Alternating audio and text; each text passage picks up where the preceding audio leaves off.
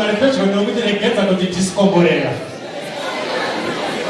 Because I want to go to another level. Hallelujah. Tunakutambia mwari anenga. Singoti za watu wa mtadza mkazi wako achakugona ndiani. So watu wa watadza vana vako achakugona ndiani. Ukawatadza uriwe apa chisina Mungu. Anowagona ndi mwari. Hallelujah. Hallelujah.